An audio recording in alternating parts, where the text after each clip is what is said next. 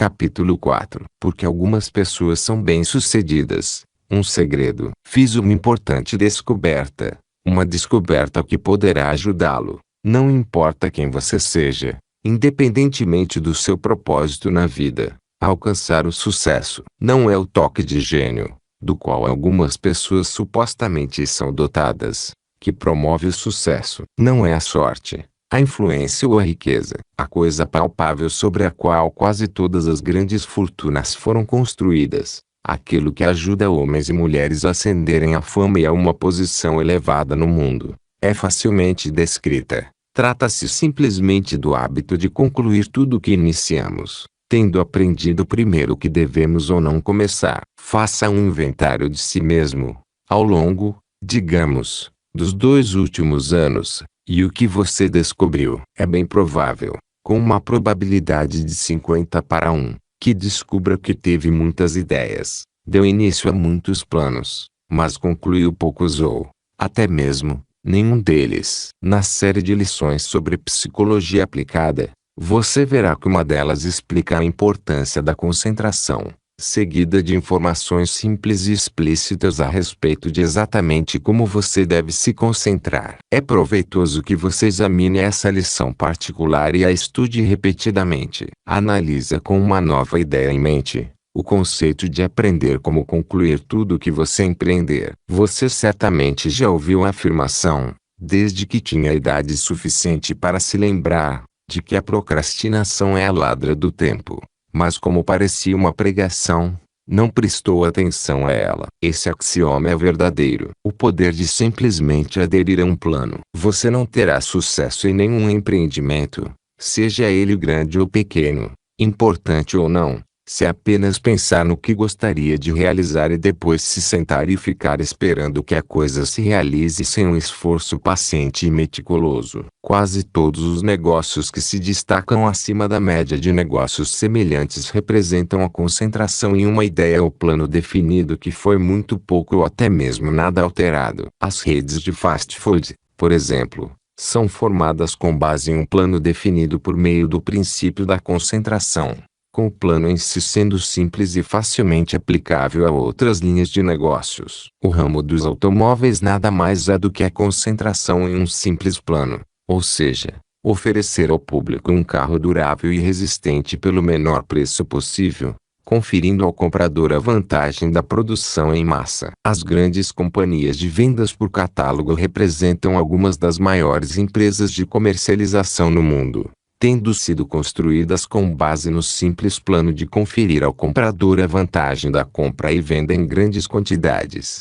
bem como a política de que os clientes ficariam satisfeitos ou receberiam dinheiro de volta. Outros exemplos de um grande sucesso de comercialização foram construídos com base no mesmo princípio, adotar um plano definido e em seguida aderir a ele até o fim. No entanto, para cada grande sucesso que podemos apontar em decorrência deste princípio, encontramos milhares de fracassos ou quase fracassos onde nenhum plano desse tipo foi adotado. As ideias incompletas não se desenvolvem. Recentemente, eu estava conversando com um homem inteligente que é, de muitas maneiras, um empresário capaz, mas que não está tendo sucesso pelo simples motivo de que tem um excesso de ideias incompletas e segue a prática de descartar todas elas antes que tenham sido razoavelmente testadas. Eu lhe ofereci uma sugestão que poderia ter sido valiosa, mas ele imediatamente retrucou: pensei nessa ideia várias vezes,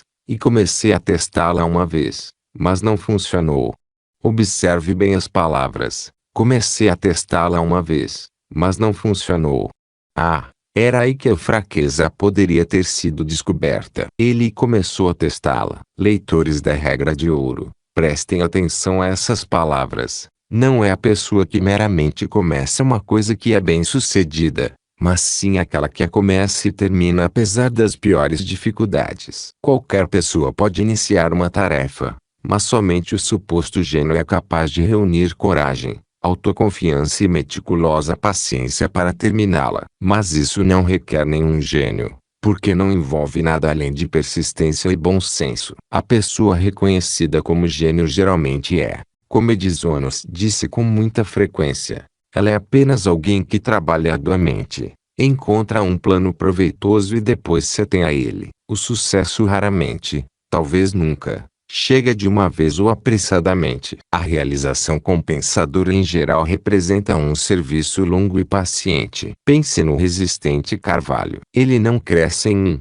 2 ou mesmo 3 anos. São necessários 20 anos ou mais para produzir um carvalho de tamanho mediano. Algumas árvores ficam muito grandes em poucos anos, mas a madeira delas é macia e porosa, e sua vida é curta. A pessoa que decide ser um chefe em um determinado ano, muda de ideia no ano seguinte e se dedica à área financeira e, no próximo, se envolve com o ramo de seguros de vida, está mais propensa a ser um fracasso nos 3 setores, ao passo que se aderisse a um deles durante 3 anos poderia ter produzido um sucesso bastante razoável. Porque conheço tão bem esse erro. Conheço bem o que estou escrevendo porque cometi esse erro durante quase 15 anos. Sinto que tenho perfeitamente o direito de adverti-lo de um obstáculo que poderá dificultar o seu caminho porque sofri muitas derrotas por causa dele e, portanto, aprendi a reconhecê-lo em você. O dia 1º de janeiro, o dia das resoluções,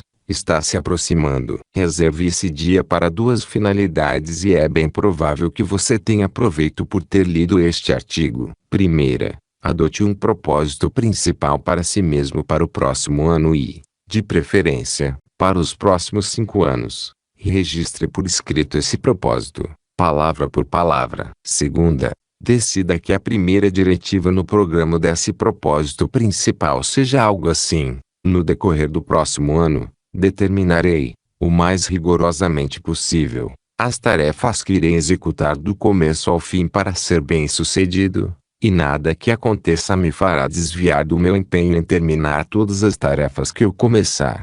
Quase todas as pessoas têm inteligência suficiente para criar ideias, mas o problema da maioria delas é que essas ideias nunca se expressam em ação. A melhor locomotiva do mundo não vale um centavo, e tampouco arrastará 1 quilo de peso, enquanto a energia armazenada no dome do vapor não for liberada na válvula reguladora. Você tem energia na sua cabeça. Todo ser humano tem traço, mas não a está liberando na válvula reguladora da ação. Não a está aplicando por meio do princípio da concentração nas tarefas, as quais, se concluídas, o colocariam na lista daqueles que são considerados bem-sucedidos. Até onde sou capaz de determinar, a principal objeção ao álcool é o fato indiscutível de que ele tem a clara tendência de tornar a mente humana confusa e inativa. Isso é suficiente para condená-lo, porque qualquer coisa que retarde a ação de uma pessoa, ou a liberação da capacidade por meio do hábito de concentrar a mente em uma tarefa até que ela esteja terminada,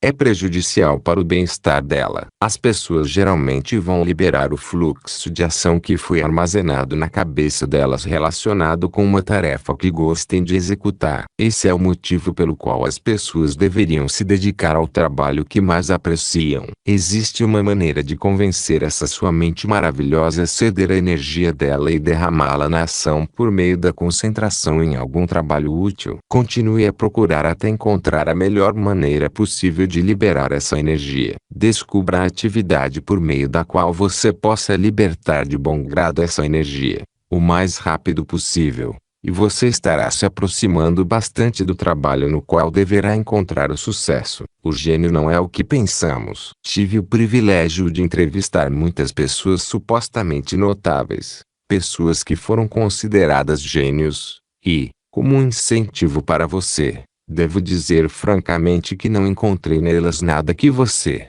eu e todas as outras pessoas comuns não possuam. Elas são exatamente como nós. Não são mais inteligentes, às vezes são até menos traço, mas o que elas tinham que você e eu também temos, mas nem sempre usamos, era a capacidade de liberar a ação que estava armazenada na cabeça delas e mantê-la concentrada em uma tarefa, grande ou pequena, até que fosse concluída. Não espere se tornar um perito em concentração da primeira vez que tentar. Aprenda primeiro a se concentrar nas pequenas coisas que você faz. Apontar um lápis, fazer um embrulho, digitar uma mensagem e assim por diante. A maneira de alcançar a perfeição nessa maravilhosa arte de terminar tudo o que se começa é formar o hábito de fazer isso com relação a todas as tarefas que executar, por mais insignificante que ela seja. Quando você menos esperar, ele terá se tornado um hábito regular e você o estará praticando automaticamente, sem esforço. Que importância isso terá para você? Que pergunta inútil e boba! Mas preste atenção à minha resposta. Significará a diferença entre o fracasso e o sucesso.